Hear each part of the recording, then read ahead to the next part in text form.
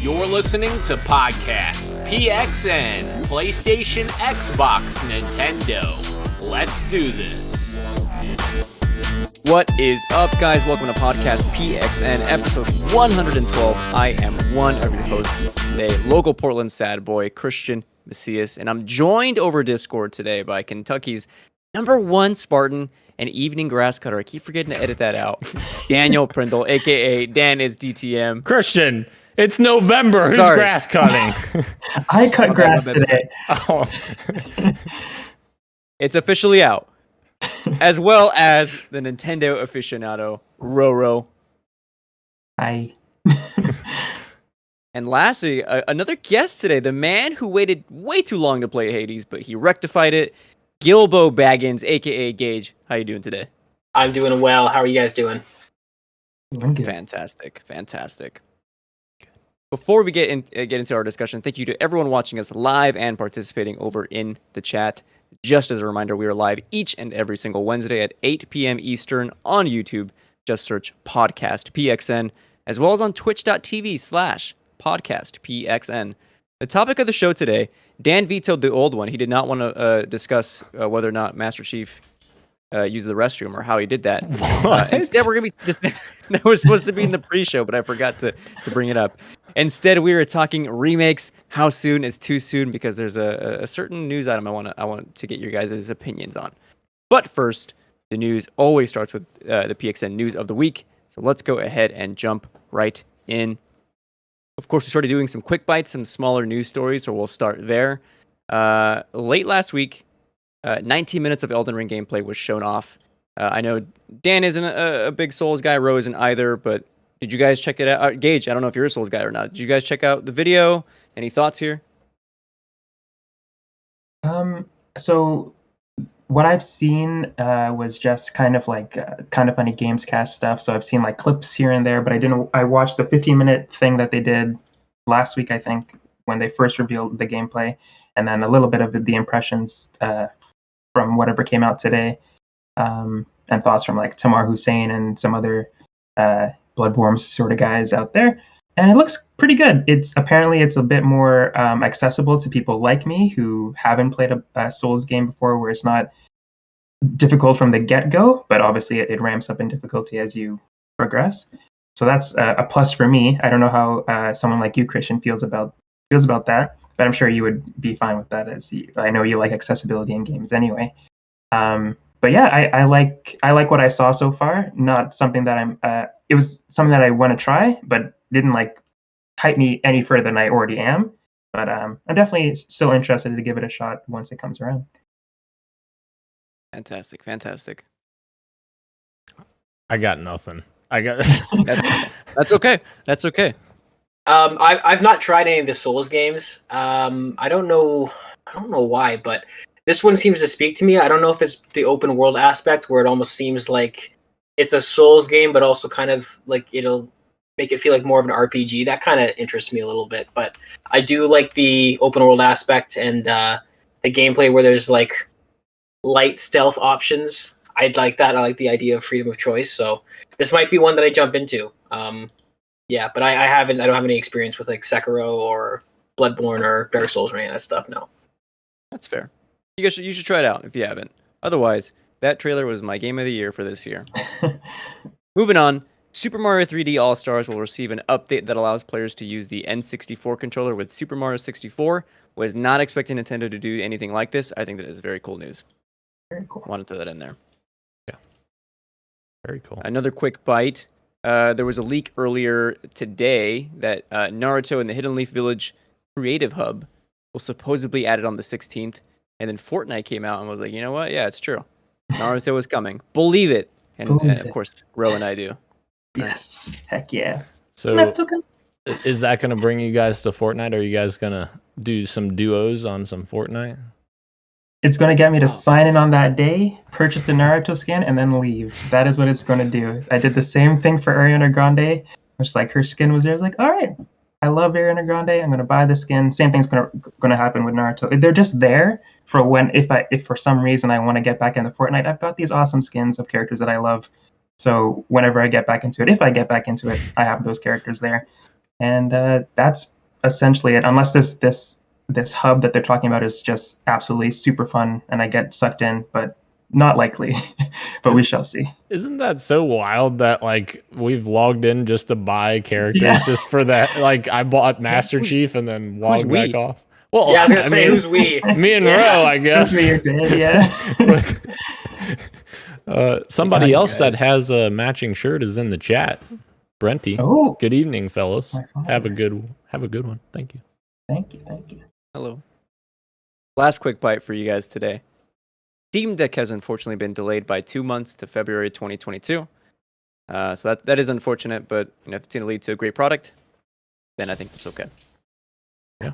Agreed. Alrighty. News of the week. You guys ready? So ready.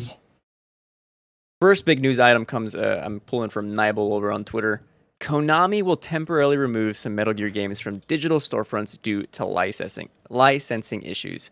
If you click on that link here I got in the show doc, there's a long list of games that you are no longer able to purchase on digital storefronts, including MGS2, MGS3, the HD collections of those games. I think Peace Walker is included in those HD collections. I think MGS4 might be somewhere on this list. I'm not sure. You can't buy it on PlayStation, on Xbox storefronts, Nintendo 3DS, Metal Gear Solid Snake Eater, which is a surprise, and then GOG as well. Which I understand licensing is a big issue, and I try to be on like the digital front. Like I don't have the disc PS5; I'm all digital. But it's stuff like this that's a reminder that we need better preservation of our games in the industry. Like I don't have any copies of my Metal Gear Solid games. I guess I have the PS1 now, but hopefully they'll be able to get it back up soon and figure licensing stuff out, because that is a big bummer for people who want to play those games who just aren't able to buy them now.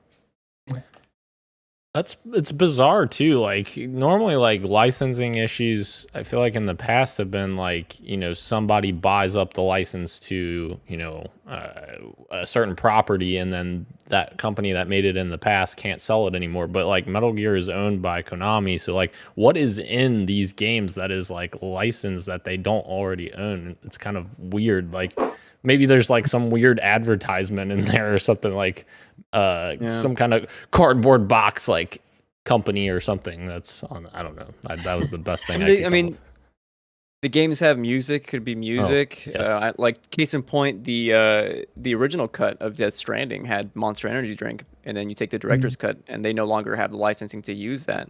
Oh, and it's not quite the same as taking the game entirely off the stores, but I don't know.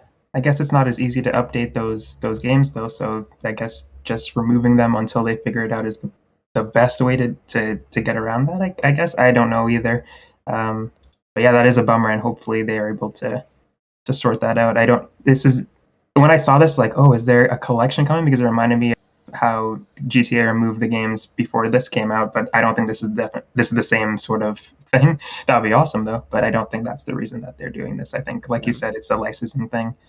But yeah, hopefully it gets figured out. And yeah, getting stuff digital can be kind of a scary thing these days. Yeah. Gage, any thoughts here before we move on?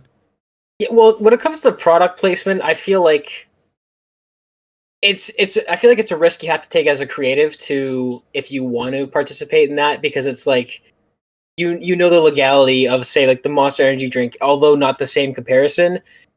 I feel like that's a risk that you have to know you're taking if you decide to put that in your art, because you know that at any time things can change, right? It's a bit different when it comes to actual full digital games, but I mean, it's just one of those things where I guess if you want to avoid this, just try to make sure everything in your game is completely 100% original, and you know that you have creative control over whatever it is, because then things like this happen. It's hard. It would be hard to come up with some sort of system to make sure this doesn't happen.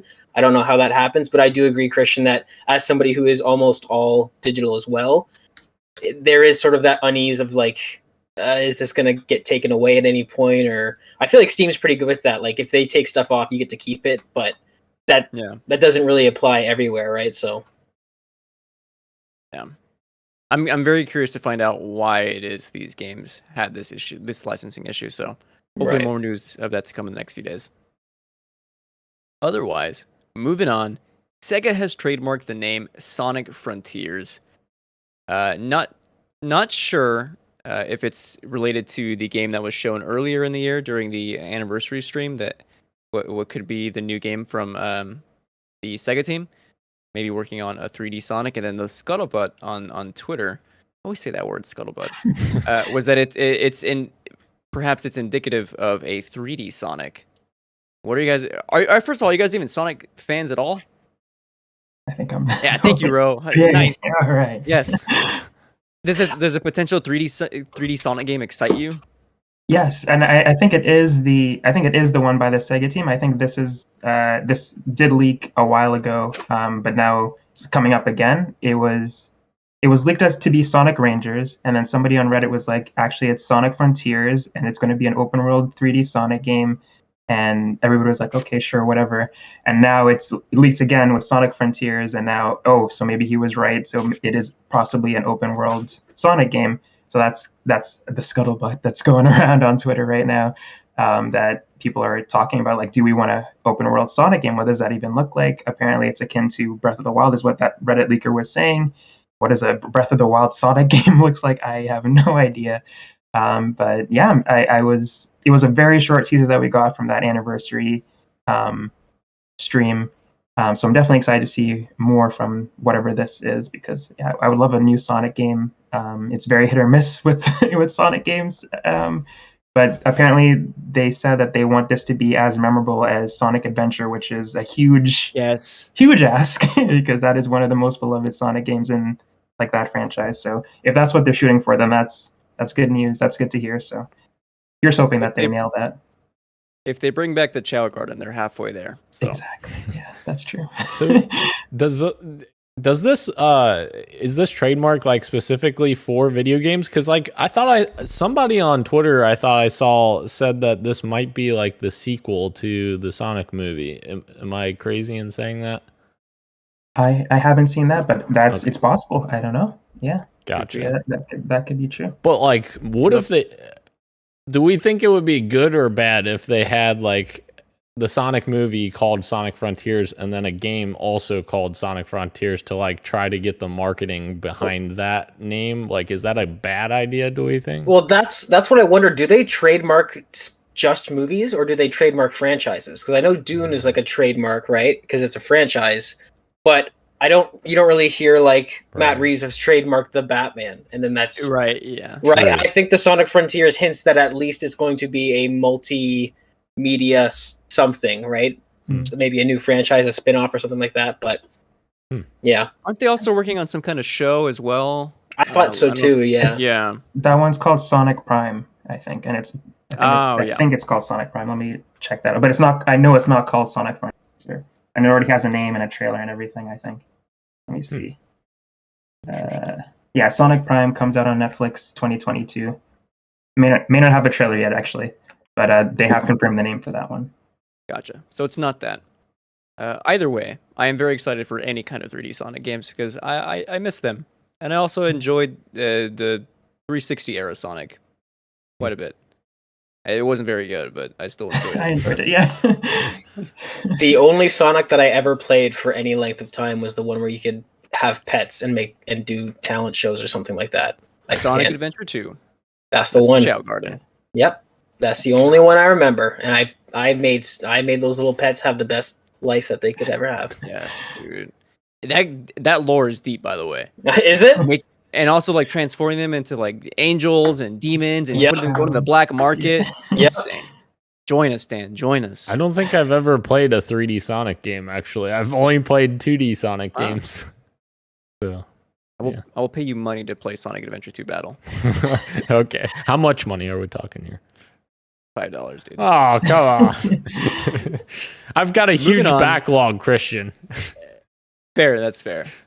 You should play some of that backlog instead of playing Master Chief Collection every week. But otherwise, I promise this is the first and only time I'll bring up NFT discourse on this podcast. Discord CEO Jason Citron reportedly teasing some kind of NFT/ETH integration into Discord. There's a screenshot here.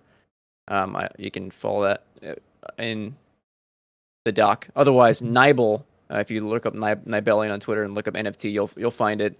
It appears like you can have, I don't know what they're doing, but you can supposedly connect your accounts if you're a big NFT guy. I don't think we have any big NFT users or listeners of the show, but if you're into that, there you go. You might have some integration there. I don't know what they're going to use it for, but yeah, it's there. I hate it. I hate NFTs so much. I'm so over it. I'm over it, and at the same time, I don't think I ever understood it. At the same time, I'm like, I hate it, but do I even get it? And I just know that I even if I did, from what I've learned about it so far, seems like a very stupid thing.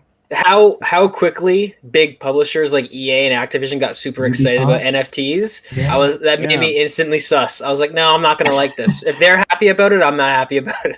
Yeah, because those are the two companies. Oh, sorry, Ro. No, go for it. Go for it. Those are the two companies that have been talking on Twitter, reportedly like trying to get into NFTs. Right? Was Ubisoft was the first one, and then EA was the second. Right? EA famously being voted as one of the worst companies every single year, Yeah. which I kind of disagree with. But I do too. They're not the best either. So yeah. It also depends on which developer at EA you're talking about. Like Respawn is a super good place to work from what people have said. Jason or Ben Sampella has done a great job with Respawn. love that studio. Yes. Bring us Titanfall 3, but we know this. Please. Yeah. My last question here before we move on to the next story is, what would get you to buy an NFT? Dan, would you buy an NFT of Master Chief if Microsoft put it out? Don't lie to me. If it was something cool, I guess I just don't know what am I using this for. Like I love Master things, Dan. I love Master Chief, but like I've got to have like a practical reason for it. Like I have tons of Halo themed things in my house, but I have practical reasons for it. You know, they're nice display pieces and such, but like, what is an NFT doing for me? I don't. Hey Dan, what's the practical reason for the Fortnite skin? When I play Fortnite to look like Master Chief. Boom. There you have it, folks. Dan would maybe probably not buy one. He would absolutely buy one. He would. and then I'll screenshot it. I'll screenshot it, man. Moving on. A big one for you Mass Effect folks. On N7 Day, there was a surprise posted by the Mass Effect team over on Twitter of a screenshot. It appears to be some kind of asteroid or a surface of a planet, but it resembles a lot of things. Some people say it looks like a Geth. I've only played Mass Effect 1. I'm sorry. I'm out of my what am I trying to say here? Out of my depth. Element? It looks like a Geth. It looks like one of those other things that the Mass Effect relays, I think. It could be a lot of things, but who in here is a big Mass Effect fan? Dan, are you a Mass Effect guy? Gage as well? Gage. How excited are you based off this image? Very. Not at all. What? Not at all. Wow. What the hell? All right, go ahead, Gage. It's theater. Like Mass Effect will continue is what they've been going with, and it's just like they're so early in development. Like it's to me, it was because it's BioWare who does Mass Effect. This was very much a damage control from the mech one that died. What was it called? Anthem. That's the one. Okay. Yeah, I don't even think they know what the game is yet, so I'm not going to get excited. I will say I think it is teasing Geth. It looks exactly like a Geth, the crater in that thing. So I don't know. Legion was like the coolest part of Mass Effect 2, so that would be cool if we got some sort of Geth centric storyline. Get away from the Reapers and the Harbinger and all that nonsense. And yeah, I mean, I would like to get back into Mass Effect, but I don't buy this. This is the equivalent of the all CGI trailer that you're not supposed to get excited for. But it's even less than that. I don't know. I'm a sucker for some good like sci-fi art, and like this was up my alley. Damn, it's beautiful. Mass Effect 2. Yeah, It's Gage. All of those comments. What? No. All right, let's hear it. This is so. As a huge Mass Effect fan, I freaking love this. This is great, and like I just love the aesthetic that they're going back to, because I feel if this was a Halo thing, it would be the same thing. Like if we were getting a new Halo announcement that says Halo will return, I would be freaking the fuck out. I'd be like, yes. But like as a Mass Effect fan, this is exciting because Mass Effect Andromeda, people forget, was not made by the Edmonton team, which made Mass Effect, because obviously they were working on Anthem. So this is literally the Edmonton, if I could speak, team getting back to Mass Effect, and that in of itself is exciting. So seeing this and seeing like the tease of the Geth outline, I fucking love this, and I will eat it up all day. I know it's all marketing, and Mass Effect will continue is all like publicity and it's N7 day and all that, but I don't care. I will eat it up all day, every day. That's fair. And it's two sides of the same coin. They reveal a picture like this, right? And then some people go, hell yeah, that's exciting. Mass Effect will continue. And then there's people like me where I go, well, it'd be kind of weird if it didn't. Like, it's your biggest one of your biggest franchises. True. Yeah. This picture for me, maybe reminded me even that I had bought in the collectors. Sorry, what is the Legendary collection of Legendary? Yeah. So I don't know. I want to be in on the hype with everyone else. Like by the time this new Mass Effect rolls around, I don't know if I'll ever play Andromeda, but no, don't. Otherwise, yeah, You don't need to at all. Yeah. Ooh, yeah. Okay, dang. Not okay. 2 is the best, but 3 is also 2 good. is the best. Yes. So I've heard. Just like Moving on. Halo. No, that's wrong. That is Halo true. 4 is the best. At least. That Oh, okay. Christian. But I digress. Moving on, we've got. You know what? Dan included something here. I'll start here. Of course, Forza Horizon out. Not yet to the public. I think it's to those who bought the collector's edition. Am I correct there? It is out as of yesterday to everyone. Yes, and it's also available on Game Pass. So if you have Game Pass, you can play one of the best rated games available right now. We've got some review scores coming in for Forza Horizon 5. Bangers all around. IGN gave it a 10. Game Informer a 9.5. VGC 5 out of 5. Gaming Bolt a 10. PC Gamer 9. GameSpot 9. And many, many more. It's got great reviews all around. And supposedly, I forgot to include this, but Microsoft mentioned that it's like the best-selling game that they've put out. Am I right there? I think, yeah, Xbox Studios. Fastest selling, I think. Best, yeah. Fastest selling, okay. Yeah. Big congrats to the team with over at Forza Horizons. Like, I'd love to see studios be successful. I just also wanted to mention, like you guys just mentioned, the Xbox Studios best launch or fastest launch or something like that. But Daniel, like, yes, Halo is later this year. Yes, this is a racing game, which is like kind of a niche thing already. Yeah, you can only imagine what Halo is going to do for Game Pass and Xbox Studios. Yeah. It's going to be crazy. And that's the thing, like, I feel like Xbox Game Studios hasn't gotten a lot of credit the last couple months, but they've put out some really good games, like Psychonauts 2. Obviously, that's not an exclusive because of them having prior arrangements, but it's still technically an Xbox Game Studios game.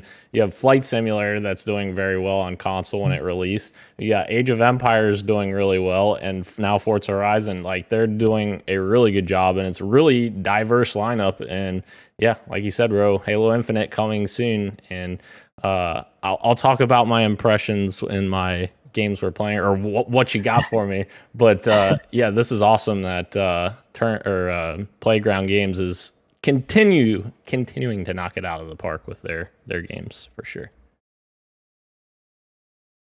More importantly, actually just as important, in my opinion, are Forza Horizon's accessibility features. I've got 2 items here for you. One, there's an option in Forza Horizon 5 that lets players alter the game speed, giving you more reaction time. So you can go in and do various adjustments. So that way, the physics of the game are still remain the same, but everything is slower, of course, giving you more reaction time, which I think is a fantastic way. Something I didn't even kind of conceive of to add accessibility options for those that need it, who need more of a reaction time. I think that's fantastic.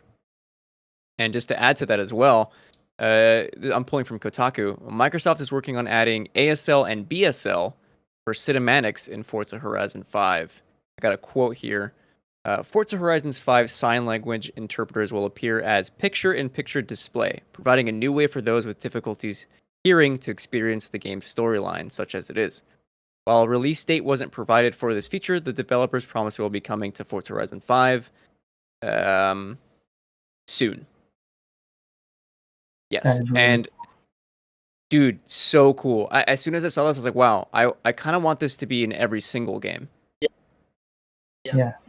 It was one of those things where when it was announced that they were doing the ASL and BSL for cinematics, I was like, wait a minute, not a lot of games do that. Like that's one demographic that's kind of just been left out of the loop a little bit.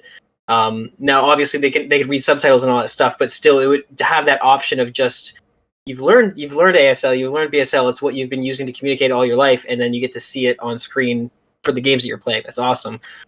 We've talked a lot about like accessibility and like when it comes to difficulty and the core game design, I have some feelings on that. But when it comes to things that don't affect gameplay at all, then yeah, like more is better, just like objectively, in my opinion. So, and the slowing down time, slowing down everything in the game so that the entirety of the simulation and the physics remain intact is a really good idea. Have they said whether or not it's like a toggle or is it like a slider that you can adjust? So there's a video I linked in the doc. Maybe you don't have access to the doc, so I apologize, Gage. But the player pauses the game, goes into accessibility features, and then there's a game speed slider that now you can mess with. That's awesome that it's a slider because not only can you use that if you're somebody, like you said, with reaction time, hand-eye coordination, whatever issues you may have, but also if you're somebody who just wants to increase your abilities, like if you're not very good at simulation racing games, you can start off playing that game at like maybe 50% and then slowly increment your way up and get used to it, right? You can play the game at 80% so you kind of have a feel for speed and for timing, but you're still getting used to it. So the fact that it's a slider, a gradual slider, I think is really like even better than just having the option to toggle on and off.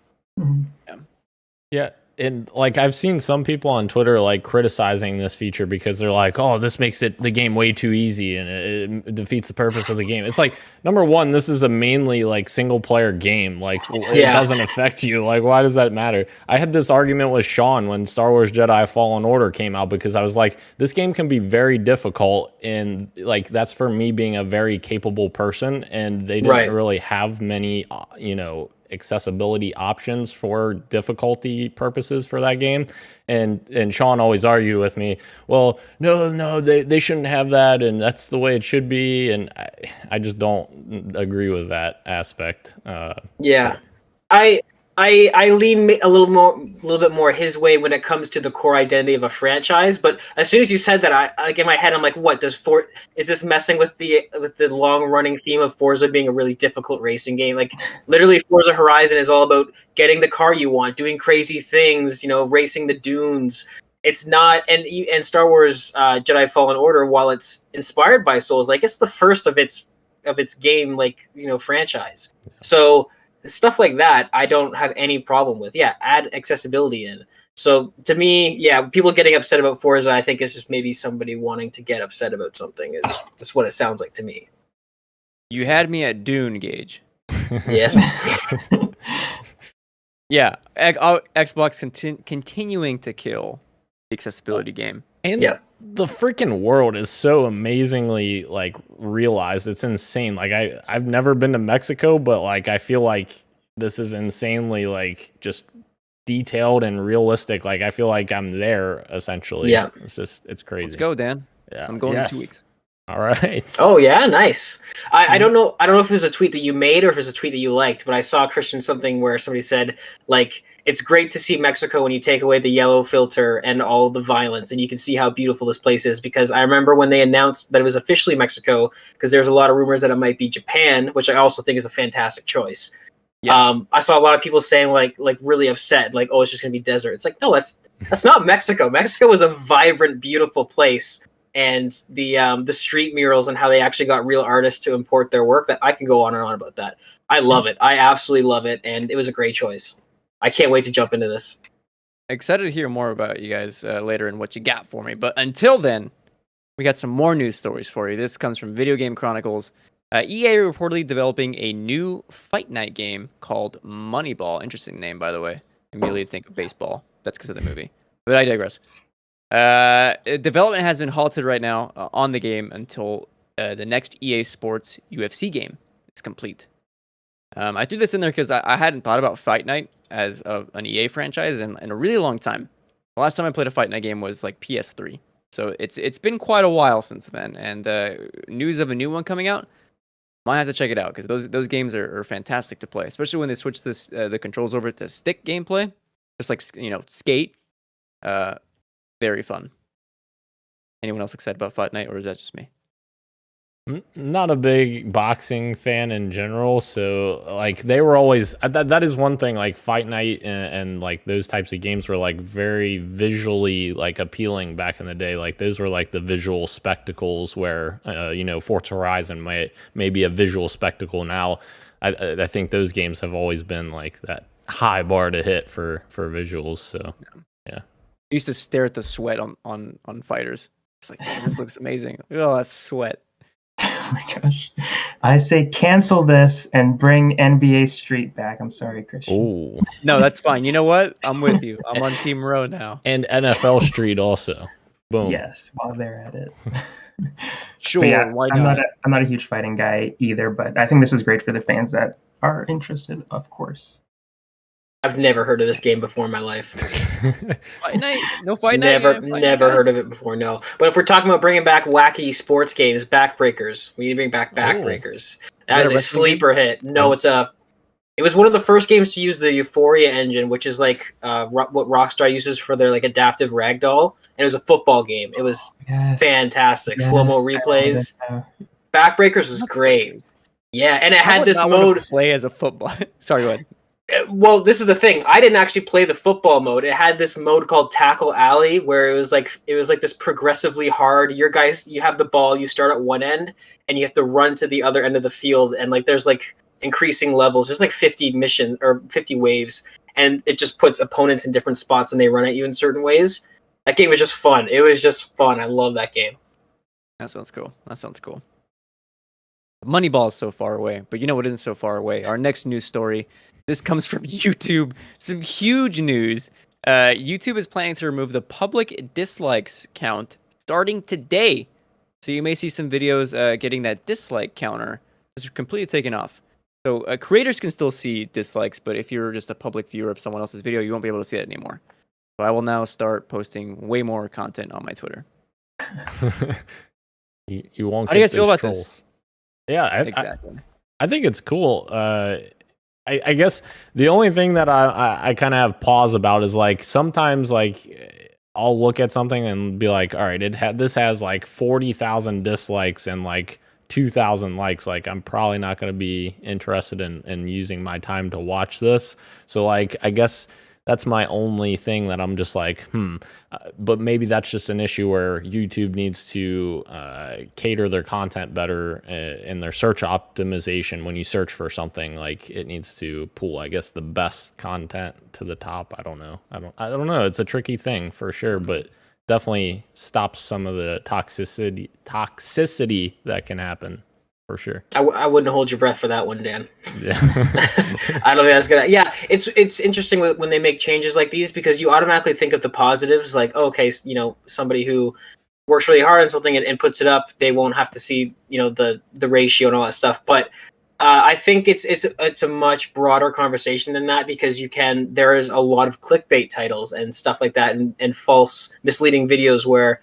If you just see that ratio, you can sort of okay, I don't need to, like you said, if you see a video where it's like, oh, I tried XYZ and it's got 60,000 dislikes and 5,000 upvotes, you're like, okay, well, this was probably a really biased or just a really toxic video. I can just skip this. So there's good and bad to it. And I'm worried about if it benefits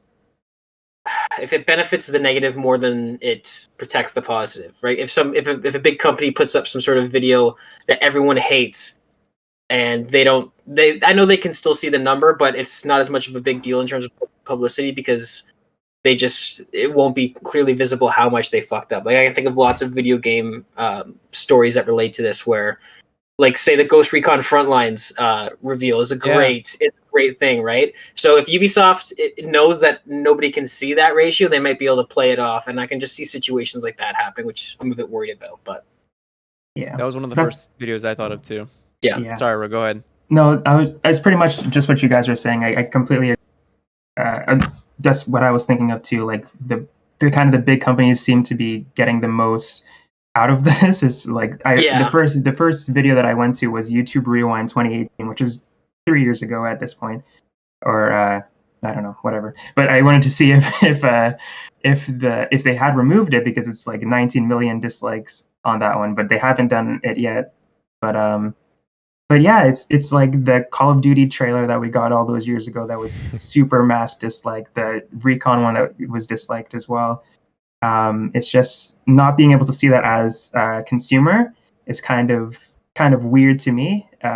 They don't have as much don't have to take as much flack for it. Of course, there's Twitter. Of course, there's YouTube. There's still going to be content creators who's going to call them out on their stuff. It's just one less thing that they have to worry about, I guess. Right. But I do like it in the fact where smaller creators, and I see this all the time, where just a guy uploads a nice little video about him talking about whatever. It could be the most wholesome thing, and it's just smashed with dislikes. And I'm watching, it's like, there's nothing wrong here. Why did everybody just dislike this? And sometimes it's bots, sometimes it's just people who are being mean. So that's a good way to combat that, as somebody who's watching it, and just that's good. But the creator is still going to see that as well. So it is weird, but at the end of the day, I don't think that they needed to change this, because the creator is still going to see those dislikes, and they're still going to be affected by that. And we're just not going to see it. And I don't see how it benefits us not seeing it. But yeah. It's weird that, like, I almost wonder how much they think about this, because just now, in the middle of you saying that, Rashan, I was thinking about it where, well, how about you meet in the middle, and if you are officially partnered with YouTube and making money, you have to have your likes and dislikes viewed. Whereas if you're somebody who's just putting up anything, like if you, like you said, some granddad posting a video of him filming his granddaughters running around, it's not visible for anybody, because it doesn't matter. But if you're somebody who's benefiting from YouTube and is making money, or is officially partnered with the site, well, like you say, the big corporations, it's like, well, now it's kind of important. I want to know what people think of this product, this content that I'm consuming. Actually, I kind of like that in terms of transparency and accountability. You make a really good point. I think that's a great idea, Gage. And like the other thing, like, why does the creator even need to see the dislikes if they can't see it? Like you said, Gage, like if they do that plan where only the partnered people see the likes and dislikes for their audience, then just let the other people not see their dislikes, like the creators and the audience, like because it can be discouraging as like a small content creator, like posting something and then, you know, getting a bunch of people disliking it. It just, all it does is just bring you down. It doesn't, you know, do anything for you. So that's my, I might have misspoke then. That's what I meant. So the small guys, right, they don't see the numbers of the dislikes. It's only if you're officially partnered with YouTube, then that stuff is displayed. So I must have said that backward. I apologize. But the small guys, the small guys shouldn't have to see that, because it doesn't matter. Like, you don't need to see that, right? But yeah, I'm with you there. We'll see how it shakes out, and see how the response is to this huge change. Moving on, some Avengers news dropped today for you Avengers folks. Spiderman officially coming to PS4 and PS5 on November 30th. That is at the end of the month. And I know Dan had some thoughts on this. I want to give the mic over to him. He's ready to go. I mean, I've been pretty outspoken about this since the day that this was announced, and personally, I don't think that I saw Greg Miller posting something that he was so excited about this, which I totally like. I get it. Spider-Man's awesome and it's a great character, and I think it's cool that he's coming to the game. But again, it's this thing where it's like an exclusive character for one platform that is being built by the developer and using all their resources to build this character and his story and his missions and all of that, and only one group of people are getting to play this, and there's like 4, 5, 6 different communities of people that are playing this, because you got PC, Stadia, Xbox, PC. Oh, did I already say PC? I might have already said that, but you get what I'm saying. Like, it's just very frustrating because you're like, man, I'm paying the exact same amount of money. I've been with this game, like for fans of this game, I've been with this game since the beginning, just like all of the other fans. Like, why is this only on one platform? And I guess the answer is money, but yeah. Yeah, money talks, I guess. Yep.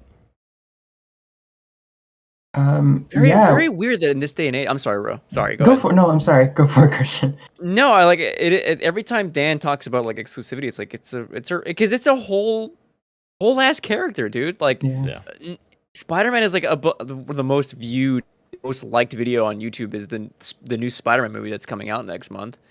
Obviously, people are very excited for Spider-Man. There's a whole group of people who just can't even play this. That is crazy to think about. The majority, right? Like, overwhelming majority. Yeah.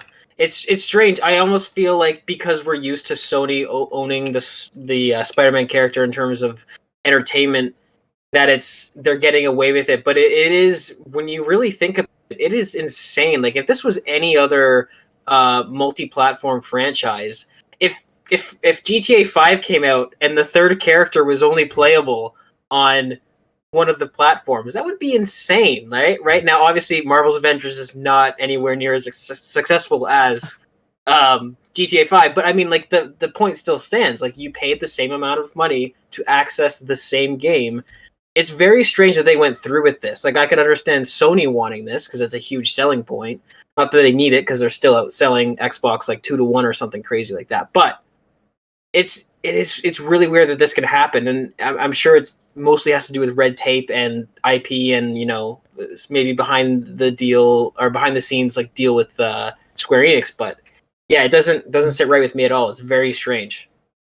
I almost wonder if this is tied into like Sony's arrangement with Marvel for the movies, because Sony owns the rights to the movie rights to Spider-Man, but they do not own the like mass media rights to Spider-Man. That's still owned by Marvel. So I almost wonder if that was part of their deal for Spider-Man to come to the MCU, and that whole ordeal, that they control all the rights to Spider-Man for the next, however many years or whatever. I don't know. That's just me speculating, but I know they had to do some stuff to get that to work, so I don't know. Yeah, bro, I know, cut you off earlier. No, it's cool. We're going to see the first trailer tomorrow for it. Apparently, on IGN is going to be the one to show it off. I really like the Black Panther expansion that they did, and I thought the story mode was really good. And recently, I don't think we talked about it on the show, but how Square Enix, or the investors, I don't know, I think it was Square Enix, said how Eidos Montreal was the wrong suit for Marvel's Avengers or something like that. Do you guys remember that story? Where they were disappointed in whoever developed Marvel's Avengers, which I believe is Eidos Montreal, right? Crystal Dynamics. Crystal Dynamics. Is it Crystal? Oh, okay, yeah. Yes, you're right. Yeah, Crystal Dynamics. Guardians. Yep. Yes. Thank you. But yeah, which is such, to me, BS, because they nailed the Tomb Raider franchise. They know how to make a good game. And I just think the live service aspect of it was the downside of it, because all the story mode stuff, in my opinion, is really good story mode stuff. And I think the campaign is great, and the Black Panther stuff is great. I haven't played the Hawkeye stuff to completion, but I played a little bit of the Kate Bishop stuff, and it was pretty good story stuff. But the live action or live service part of the game is what really brings it down. Again, in my opinion, I think there's a lot of people out there who enjoy that stuff. But what worries me about this Spider-Man thing is, one, that we haven't seen anything of it yet. The first thing that we saw of it is this poster, and it's only a couple weeks out now. And that is called a hero event instead of like an expansion, which I guess in some cases, that's a good thing, because we're not getting a lot of content, and the people who are missing out on hopefully a lot of stuff. But what the heck is a hero event? We still don't know what a hero event is. But I guess we'll find out tomorrow, and hopefully, I don't even know if I should say hopefully it's something good, because should we get something good out of something that is just exclusive to one audience? So it's weird. And I'm such a huge Spider-Man fan. Like I have so many posters all over the place. I'm just so meh about this edition. This is like the first time I felt so bleh about a Spider-Man thing in my life. Is this game crossplay too? Yes. No, I don't. Is it? I don't think it is actually. Isn't it between console and PC? know. I'm gonna let us find out. I didn't. I was gonna say, imagine pairing up with someone and you like, Yep. dude, picks Spider-Man as a player. Right. I didn't. Oh, I can't play as him. I didn't think it was because of that reason, but maybe I could be wrong. But No, I'm thinking of Outriders, which is another Square Enix okay. game. That's my bad. Got I'm it. thinking of Outriders. This one isn't okay. But like, Ro, you shouldn't be like, you shouldn't feel bad for like being excited about this. Like, you should totally still be excited about this. Like, you're a huge Spider-Man fan. It's not, Yeah. you know, you're not making the call to say that this is exclusive. Yeah. So you can still enjoy it. You have PS4, so like you should totally still, you know, check this out and enjoy it because you love Spider-Man. Like, that's. Yeah, at the end of the day, it's just, you know, Crystal Dynamics, Square Enix, Sony, Marvel, whoever made this decision, just it's not a great decision for gamers in general. So, Agreed. I'd just like to throw some heat onto Square Enix for a minute. I think it's so sleazy that they passed the buck to Crystal Dynamics and threw them under the bus like that by saying they were the wrong fit. Because let me tell you, I mean, okay, I'm not a video game developer, so feel free to disregard everything. But I think it's fairly reasonable to assume that no developer has a passion about monetizing things in their game. No developer thinks, oh man, you know what? I thought of this really great way to squeeze a couple dollars out of some players. So this whole Crystal Dynamics was the wrong team for this. No. You guys had the wrong idea about an Avengers game. You guys wanted to make it live service. You wanted to turn it into a business as opposed to a piece of art. And you're absolutely right, Ro. The Tomb Raider trilogy reboot was awesome and like universally liked. You know, not everybody loved it, but I didn't remember seeing a lot of hate for any of those games. So for them to throw Crystal Dynamics under the bus, that rubbed me the wrong way. That's, you know, the publishers have the final say in like monetizing the games. So, you know, Crystal Dynamics, you keep doing you, all right? You deserve it. Yes. You know what will rub you the right way? This last piece of news coming from IGN. An early gameplay teaser for Liza P. That P stands for Pinocchio, by the way. oh, It's a Souls-like action RPG from indie studios NeoWiz West, and Round 8 has been shown. It's a steampunk game. Looks very much like a Bloodborne, but you're playing as Pinocchio. Indie Souls-like. It looks fantastic. I should have put this as a quick bite because I don't think any of us have actual opinions on it, but like the game looks pretty cool. I might check this out. Yeah, it's a cool atmosphere. Again, not a huge Souls guy, but it does look really cool. it looks a little spooky-ish. Yes. Oh yeah. The art style. I like the art style. Yeah. Very cool. And then I wanted to throw in one more here before we get to what you got for me. And we don't have to talk about this, I mean, even at all, but I think it's some pretty cool information. This comes from Joseph from Hyped for Games. He did this really cool, I think he does this every year. But he has this huge thread on all the stats on this year's PlayStation Plus. So it's the first year of PS Plus with the PS5, and he's got a video breakdown on it as well. You can check that out. But the graphic that I put, here's a final breakdown on PS Plus on PS5 year one totals. There were 15 PS5 only titles, 20 PS Plus collection games, which of course was announced when the console was coming out, 26 PS4 monthly. I'm not sure what that graphic actually means. But the interesting stuff is here at the bottom. 61 total games playable on PS5. The value of those games, $1,919.39 worth of games that you got if you were a subscriber to PS Plus. The average price per game equates to $31.46, and the average in Metacritic is 77. We don't have to think about how much money these services kind of allow you to save if you do subscribe. So if you're a PS Plus player, very cool stats for you. Would love to see this kind of stuff for Game Pass as well, because no doubt it is absolutely wild as well. Don't do games with gold though. Real bad. Real bad. Yeah. I forgot about gold. Yeah, because that would be a direct comparison to PS Plus games, and it's Microsoft pretty much forgot about games with gold since Game Pass. You forgot about games with gold. So do they every 20 days, and then they realize, oh, we got to put out 2 new games. Yeah. And then they just find something. Oh, look, we got this game. Yeah. Have it for free. Why not? Yeah. That is it for the news of the week. Let's move into what you got for me. Dan, let's start with you. Yes, so Forza Horizon 5, playing quite a bit of that. I got like maybe 2 to 3 hours into it, and very much enjoying it. That intro for Forza Horizon 5, incredible. Freaking love that intro. Like, and not even just the intro, like what it sets up like for the world is just super cool. Like you have this airplane dropping like different vehicles into different sections of the map. Like you get dropped into like a volcano area. I'm just like, what? Like there's a active volcano here? What the heck? And you get dropped in like the jungle and like all these different places. I love it so freaking much. And it hit even more home for me when later in the game, like you have these events or whatever you want to call them that you unlock as you progress through the game. And I love it because you can pick where you want to go. Like you can say like you want this adventure or a different adventure, like in the jungle or in the desert or wherever you want to go, or track racing. Like you can choose.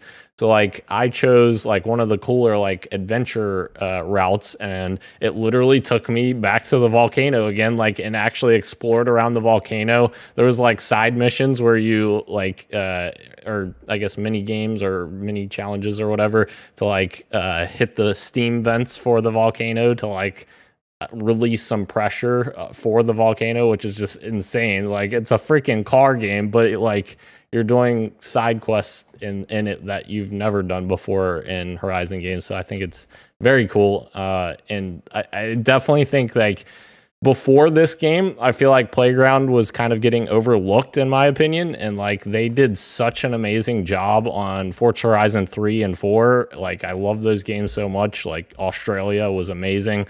I was less excited about Britain, but the gameplay was better for 4. But man, they just continue to knock it out of the park, and I literally cannot wait to see what their take on Fable is going to be, because they have just banged it out. Every single Horizon game's gotten better. It's so good.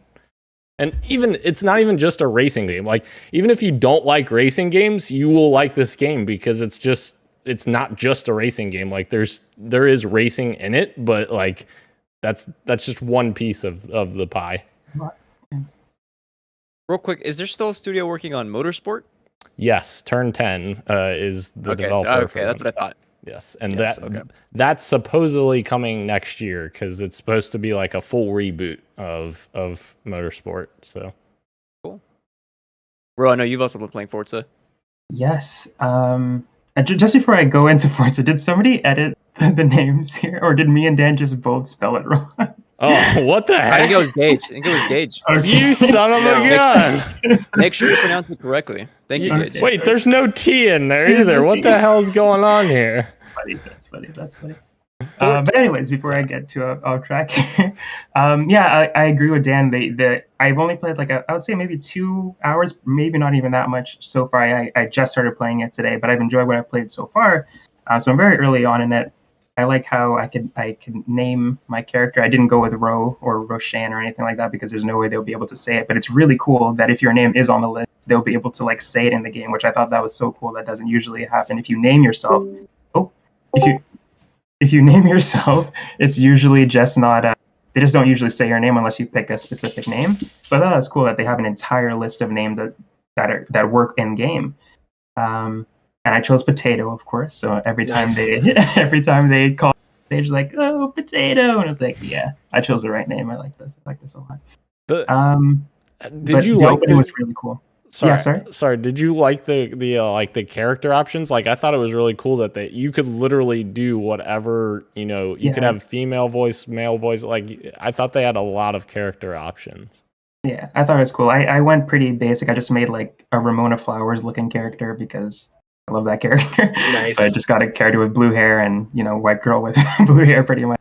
But I that's what I went for. Named her Potato. I'm having a good time so far. Very early on. I never really play racing games, but I'm enjoying my time with it so far. Not much to say different than Daniel. I'm having a good time so far. But what I have been playing a lot of is Animal Crossing Happy Home Paradise. In the dock it says Troubled Home Paradise. But I've been playing Happy Home Paradise, having a blast with that. I remember a couple weeks ago I asked Daniel and Christian to add me on Switch, and Daniel was super surprised by my hours clocked in Animal Crossing, which was like 685 hours at the time. And now I'm happy to announce that I'm at 740 hours. Oh my god! Just of the thing coming out. And yeah, I'm having a blast designing the stuff. I really enjoyed Happy Home Designer on the 3DS. So having all these extra options on the Switch, it's super fun. And they have a lot of cool quality of life changes as well. So you could access your storage outside of your house now. So you don't have to go back home every single time. So that's really great. A lot of cool items. So the gyroids, of course, which adds another aspect of collection that longtime fans know of. They just like really cute little clay sort of things that bob around to different types of music if there's anything playing. So you could like deck out your basement with a bunch of creepy gyroids. So that's always fun. And there's a bunch of new items as well, just like furniture and stuff like that to collect. And of course, some new villagers. And I had to get some amiibo cards so I can get some of these villagers in my town instead of doing the whole villager hunt thing, getting Nook Miles and stuff like that. And I got a couple cute new villagers. So having a great time. I cannot believe that I'm still playing this game a year later, but I see no sign of stopping because yeah, it's just so good. So good. I love the summoning circle of the gyroids I saw. Yes, I saw that too. I have to can't get believe that. it's real. Yeah. Yeah, they went all out on this update, I think, with the different items that they introduced. It's really, really cool. Gage, I want to go over to you now. All right. You're escaping hell. I'm escaping hell. I went from Tarkov to hell, and I'm just as successful, which is not very. Also, just before I get into Hades, I just want to let everybody know that 700 hours is 29 Earth days. Wow. Oh my god. That is how much time you spend in Animal Crossing, you absolute mad lad. Wow. We have a mutual friend, me and Gage, and she has over 1,000 hours in the game. Are you serious? Yes. If you go on the thing and check out her hours, it's over 1,000. So I have nothing on her. Yeah, that's nuts. Crazy. Yeah, that's nuts. Yeah, Hades is awesome, and I know I'm super late to the game. But I've been making a point in like the last 3 months or so to like try and step out of my comfort zone and try things, especially when it comes to media that I normally don't try. So I watched Squid Game, which is the first foreign language TV show that I've watched from start to finish. And I can't do dubbing, so I have to listen to it in its native language with the English subtitles because I just can't. And also, I hear that the voice dubbing for Squid Game is exceptionally bad. God awful. Yeah, yeah. I think I actually did watch the first 30 minutes of it just to see, and it actually messed with the tone of the show. I thought it was supposed to be like a comedy, and then you go to the English, you're like, oh, or you go back to the native language, you're like, oh no, these are actually really good actors, like that are really trying. So part of that is anime. Rashan and I have talked at length of this, but I'm just not an anime guy. Can't get into it. Still not getting into TV shows, but I did try Invincible on Rashan's recommendation, and I enjoyed it. It was great, and I would have totally not watched that before. But Hades is one of those games where I looked at the art style and I was like, I hear everybody talking about it, how great it is, but it's not for me. It was on Game Pass, decided to boot it up, and man, does this game get roguelite so right. The amount of like what it chooses to be hardcore and when it chooses to be really accessible, I think is a perfect balance. I love the outside of the dungeon progression. I love that if you clear an encounter or a dungeon or a room or whatever you want to call it, that it gives you the option to quit and come back to it, which is really great for somebody like me who works 4 like 10-hour days, and sometimes I'm just like playing a game. I'm like, okay, I can't. I'm too tired. So I love that. I love the options where you can just pause it, come back to it. You're right where you left off. All the boons, all the upgrades. Again, old news for you guys, but man, it's so good. It's so good. So I'm deep in that now. I'm at work thinking about it, and I get home and I play it, and it's awesome. It's so good. It is so good. Have you beat it yet? Or have you cleared, I guess? Have you done a full run? one biome or like all of them? All of them. Like, have you? No, Have not you even cleared it? close. No, Okay. no. I've gotten to the third, but I'm on the third biome now, which is like the lush, like sort of looking one, because the first one is Elysium. yeah, because you have the fire one and then the one. So I'm on that one after that. No, Yeah. I think I only have like 15 hours or 10 hours into it. But I'm hooked, like just totally into it. Looking like on my breaks at work, looking up the Hades wiki to see what the best boons are and There we go. and all the different chaos modifiers. Like, is it worth it to go into the room? Is it not? Totally into it. It's great. I love it. What was everybody's weapon of choice for Hades? I went with the shield most of the time, and I think I beat it off with the Really? shield. Yeah. Really? Yeah. I still rock with the swords the most. I think the sword and the rifle are like the best. The first and the last weapon you get in those games, I think, in that game is good. I tried the spear, didn't like it. The bow, couldn't do it. The shield, I didn't spend much time with, but I feel like I was using the sword all the way up until I got the rifle, which I just recently unlocked, and I went through the first two biomes on my first try, like trying the rifle for the first time. So I'm like, okay, maybe I'll stick with this. This is pretty good. Mine was the energy sword. Man. Man. I was like, Enough. wait a second. I don't think that exists. Have you played Hades, Dan? I have not. No. It's good. Wow. If you like roguelites, man. man, it's good. Let me Yeah. add that to my backlog of like 12 games. Stop playing. Okay, from one Halo fan to another, you need to stop playing Master Chief Collection. I have to You have unlock to everything. I have to unlock everything. They've just released a bunch of more content now. Yeah. Dan, why are you even trying? Does Master Chief Collection have a battle royale? Yes or no? Well, Oh, Dead Does it game. have a battle royale? no. Then there's no point playing it. Gage, no, get out of here. Gage, last thing I'll say is that keep in mind you do have to. Yeah, you have to clear the game a few times to get like the actual true ending. ending. Yeah. How many biomes are there? I don't want to say. Is there a lot or a little? I don't want to say. Am I close or am I not close? Yo, just at me on Twitter. I want to keep an eye on your progress. I've been playing. I bought Mario Party Superstars. I also bought a micro SD for my Switch. So yay, more storage. Nice. There was a sale on it on Best Buy and Amazon. So I was like, yeah, $20. I'll get a few extra gigs. Why not? Amazing. I mean, we all know Mario Party games, especially the ones from GameCube and N64, are amazing. So having those with the N64 boards is fantastic. Very cool game. Love that if you disconnect from the online, the game saves. It'll on the last round you're on, so everyone can jump back in. So fantastic for Nintendo improving their online stuff. So I'd love to see that. Hopefully we get better connectivity. I think I forgot to include a news story, but there's reports that Nintendo is trying to bolster up their online. So $50. love to see that. Good. We are giving them Yes, $50. good, after all. good. Yeah. Yes. Do they have party chat yet or no? Still on the Have app. a phone. Yeah. Still on the Nintendo app. Yeah. Maybe on the next hardware Do iteration. they have Bluetooth? Oh wait, not for microphone. They do Yeah, just the actually now. headphones. Oh, they do? Oh, the headphones. Yeah, the headphones. Okay. Yes. Yeah. Been playing more Bayonetta on my own time because it's a game that I've been trying to get rid of from my backlog. Again, very horny game, so very much a game for me. But it's also a platinum game, so I love the combat. It's fantastic. I can't believe I like never sat down and actually played that game till now. But I also, in anticipation for Elden Ring, went back to a game that I have never experienced before, even though I do love the Souls games. That's right. I bought the Dark Souls HD remaster, HD remaster, and started playing through that. And yeah, it's a good game. A little bland, but it's a good game. Let's start Cannot it wait off. to play more. Yeah. Can't wait to see you die and die some more. Oh, me too, dude. Yeah, me too. I literally I can't wait. I love those games.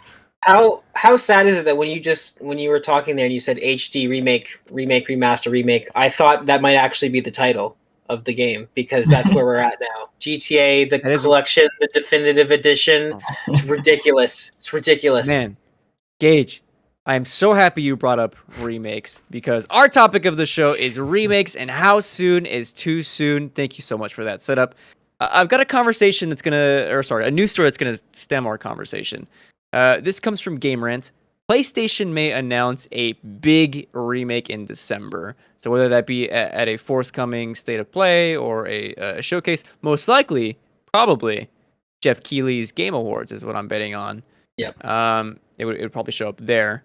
So I've got a few questions for us, and we'll start with the first two, which is one, do we believe this rumor at all? And two, what could it be if it's true? I can go first if you guys need some time. Sure. Sure. Yeah. Of course, there's been the rumors that they're working on a remake of The Last of Us. Since that game is an older game, I don't think it's quite needing of a remake. But if they do want to combine TLU 1 and TLU 2 in some kind of package together, which I'm sure Sony would love to do to resell that game on PS5 hardware, since that game, TLU 2, is a PS4 game. And I guess TLU Remaster is a PS4 game as well. However, yeah, there's rumors that they're getting it on the TLU 2 engine. That way they can package them together. So I can see that making an appearance. Not something I would especially look forward to, but sure, I guess if you missed it, like there's a great package of two amazing games for you to play. The other is that Bluepoint is reportedly working on some kind of either remake or remaster of Bloodborne. The big rumor is that they're not actually remaking it, but they're doing a remaster of it in order to then work on their new game, which is a Bloodborne sequel, because they want to get like the ins and outs of how Miyazaki's level design works. Yeah, as far as it like needing it, I don't know why people would need a Bloodborne remaster, I guess, would be my only thing. It's like, yes, it would be cool to have it brought to like modern standards and up-resed and better frame rate and all of that, just like God of War 2018 and some of the other games that Sony has ported. But yeah, that seems a little soon to do Bloodborne remaster. I think it would be super cool to see like something like Jak and Daxter come back like as a remake, so to speak, because like Ratchet and Clank has done very well for Insomniac, and see something, you know, of that same similar type of vein come back and kind of give it to Bluepoint, because they're kind of the experts in that. But yeah, it'll be interesting. I think there's definitely a good chance we could see it at the Game Awards, though, because obviously Jeff Keighley's already been teasing that there's going to be like 40 to 50 game reveals, which is insane. Oh my god! And he said it's the biggest yet. He said, yeah. And like the last couple of years, he's gotten really good stuff. Like last year's, I feel like, was the best Game Awards we've ever gotten in a long time. And like, I'm very excited for the Game Awards. Yeah, quick shout out to Jeff Keighley, because I agreed. The first couple Game Awards I thought were a little unnecessary, and the last two specifically have been really good. Still way too long. You can trim that by like an hour and would still all be fine. But no, they've become really great events where I think he's finding his sweet spot between taking it seriously and having a good time and yeah. So I'm excited. I do think you're right, though, Christian, that this is probably going to be the Game Awards that when this announcement is made. I think it is The Last of Us, and it is technically still a rumor, but I think it's important to remember that this started with a report from Jason Schreier, so he's not just some guy. Oh, you're right. Yes, you're right. So it's a rumor, but it's also, I mean, it's probably true. And I think it is a Last of Us collection. I've been tooting that horn for a while. I think they're going to bundle them together. And is it necessary? No. But the question I ask you guys is remaking The Last of Us 1 in The Last of Us 2's engine, like, is there any negative to that? Aside from if they release it on its own and they make you pay full price again, then you can say, okay, this is silly. But if it does come out in The Last of Us collection, as somebody who's on the side of the fence that thinks The Last of Us Part 2 is a masterpiece, not perfect, but masterclass, enjoying The Last of Us Part 2, it is integral that you play The Last of Us Part 1, because in order to even kind of understand what Ellie's going through in the Part 2, you need to experience what she experienced in Part 1. So, is it necessary? No. But do I understand it in terms of selling you on this story and this collection? Absolutely. I think that to bundle them together, it's all running on the same engine. The controls are the same. It's a seamless experience. I personally think that this might come with factions as well, whether they're bundled together or not. I think. Oh, no way. I don't think they're bundled together, but I think the Last of Us collection and factions have some sort of relation. I don't know, but I would pick this up. I would buy this, and I think they might also be priming for a release on PC as well, because I think it's clear that Jim Ryan wants in on this PC. Well, on the PC sales, because they've been having insane success. He's had multiple interviews recently where he talks about wanting to reach millions and millions and millions of players. And I think he's just waiting for the right time for the fanboys to die down, because there's no negative on releasing your games on console and PC at the same time, because it's not like the PC guys are like, oh, well, I could buy it on my souped up PC or I could get it on PlayStation. Like, it's not really affecting each other. So I think it is a Last of Us collection. And I think that it's a day and date release with PS4 and PS5 and PC.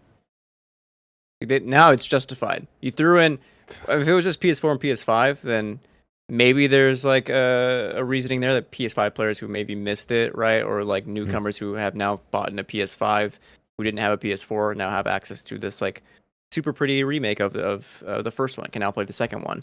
But we throw in PC in there, and it's like, yes, all of a sudden you have all these players who may have missed both of them altogether and who have wanted to play these games, who have heard great things, can now play it. Then I think it's justified. Right. Yeah. Otherwise, I'm with Dan. I would love to see some other properties get the remake treatment. I'm not so high on like Jack and Daxter to get remade, but I would love to see like something like Silent Hill or a Siphon Filter even, and Parasite Eve. Oh, you didn't hear about Silent Hill? What's going on with Silent Hill? There's a team called Blue Box that's making. Oh, right. There's no way. No way. Isn't there also the rumor of like a Metal Gear remake as well coming? That's also Blue Box. I'll believe it when I see it. I'll believe it when I see it. God, though. Oh my God. Remember that? I'll ask the final question. Are there any remakes that you'd like to see across all platforms? Yes. So just to clarify the beginning of this conversation, we are talking a proper remake, taking an original game, leaving its identity, but bringing it to a new engine with that's what we're talking about. We're not talking about remaster. I think Demon's Souls. Right. Okay. So then that's a justified remake for me. Red Dead 1 and Red Dead 2's engine. Like, why? Why not? Why has it not happened yet? The map is already in the game.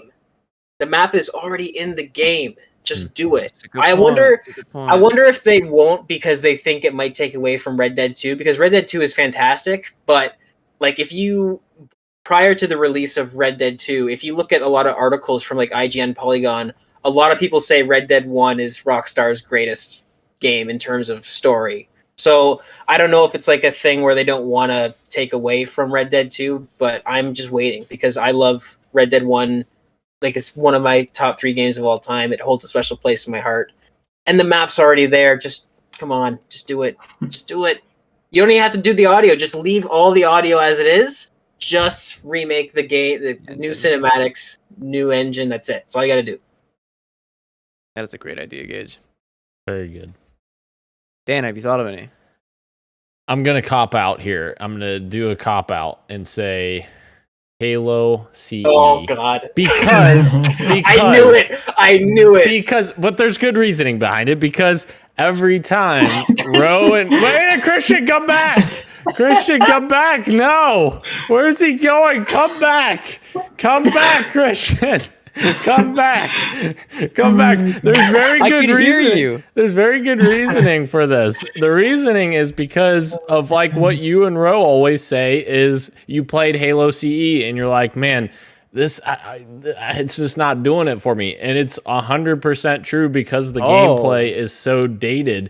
But that story, I'm telling you, is so good when you play it in the mindset of 2001, when people first experienced that game, it was mind-blowing. If they remade that game with 2021 standards and gameplay of 2021 standards and everything, redid cinematics, redid, even added quotes between people, more dialogue. Sorry, that's what I was looking for. More dialogue in terms of the entire story encompassing what's happening. Like, that would be such a good freaking remake, and I would love it. And the jump to Halo 2 is so much better. Like, the gameplay in Halo 2 is perfectly fine, so that would not be an issue. Like, it would be so good. The gameplay in Halo 2 is... Sorry, go ahead. As I look at the success of RE2, yes, it's a remake, and they did do changes, and people love the remake. Fantasy 7 remake. One of my Oh, favorite Rogue, games, another, Yeah. Yes. Gage, you were saying, I'm sorry. I was just saying, just correcting Dan, that the gameplay in Halo 2 is perfect, not perfectly fine. But I actually look at it from a different angle than you, Dan. So we're talking about actual proper full remakes. So Halo CE probably is the one that needs it the most. I agree with that. Yeah. But I actually think it needs more done to its story than its gameplay. I think Halo CE has the weakest story of all of them. It's necessary. It sets it up. But that's why I was telling Rashan and Christian when I was trying to get you can read the synopsis of Halo 1, but you got to play Halo 2. You need to get to Keith David, man. It's so good. It holds up. Is that Master Chief? Yes. Is that his real name? Yes. No. Yes. Keith David is also. our No, Keith David is Master Chief. Also, I don't know what's happening. what I haven't played the game. I'm so confused. Yeah, you shoot some aliens, you move on. You're Keith David the whole time. You. But no, I think if they modified the story and dialogue of Halo CE, then that would be worthwhile. But yeah, you guys both of you still need to play Halo 2, man. It's good. It's so good. It's the best one. I need to beat Halo 1. I'm so upset that you said the story of CE is so bad because there's so many good story beats in Halo CE. It's not that it's bad. It's just that in comparison.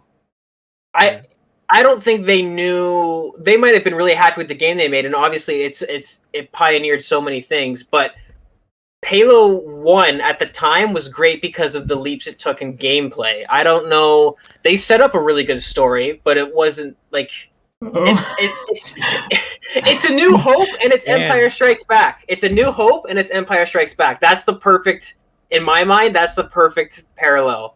I'm sorry. Gage, they didn't even finish Halo 2's story. It's an unfinished story. And it's still a banger. It's still a banger. Just like Dune. Just like Dune. Halo 2 is Dune. And Halo CE is like Mad Max 1. It's all right. And it's okay. And Halo 3 is like Dune Part 2. It's going to be great. Best ever. Boom. You heard it here first, folks. My goodness. So to circle back to the original Todd's question, Whoa.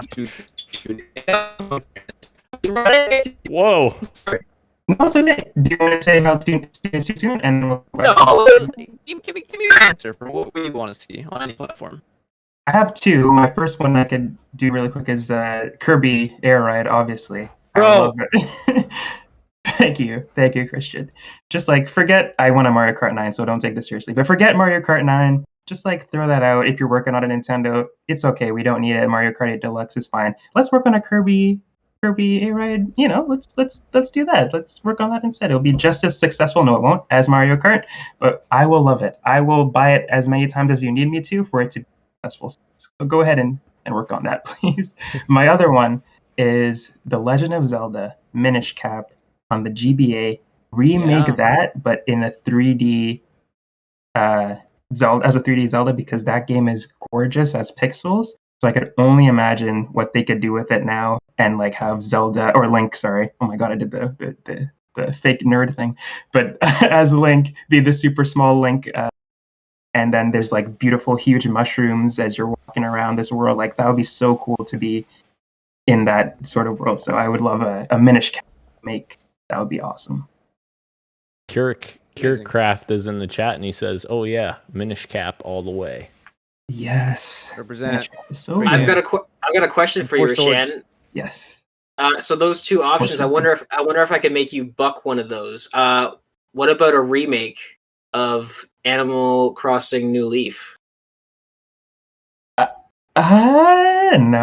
not for those two. No.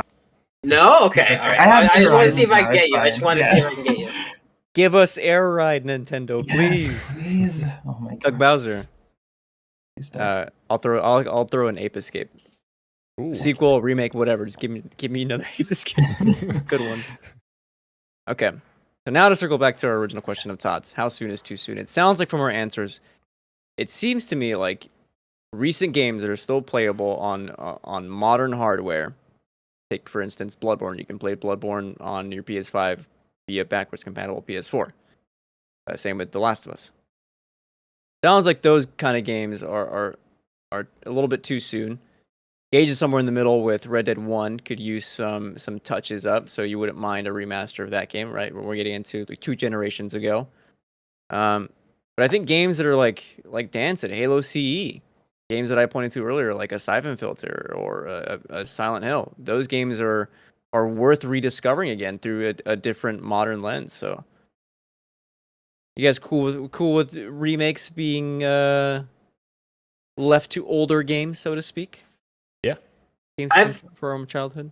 Yeah, I've also got an alternate spin, and I know you're a big movie guy, Christian, like I am, and this topic comes up quite a bit. But not only old games, but let's remake okay games. Let's remake mediocre games that maybe could have had that extra step taken to make it like great. Dan already said Halo CE needs a remake, so that's true. So Dan's on the right track. Christian, that's true. Get out of here! Whoa, that's true. That's true. No, Gage, but don't tell him that's true. Get out of here. But any examples you have, Gage? That's interesting. So, I mean, okay, so it might not fly nowadays, although it is over the top and zany. So, but like say Mercenaries 2 is a game that I loved growing up. I love those B tier pandemic games, right? So games, the Saboteur is probably a much more acceptable game nowadays than, being a private mercenary in Venezuela destroying everything. But the Saboteur, a great game, but didn't get full budget. It didn't get the full weight behind it. So we had these talks about movies that are like really, really good premises, but they didn't really nail the execution. Like, oh, we should remake the okay movies. Like, let's bring that mentality to video games. It'll never happen because these publishers only see dollar signs. But that's where my mind goes. Like, I love the pandemic era, sort of the B tier games. That market's kind of gone away now. You have AAA and you have indie, and that's kind of it. But I can think of quite a few. There's this one game. What was it?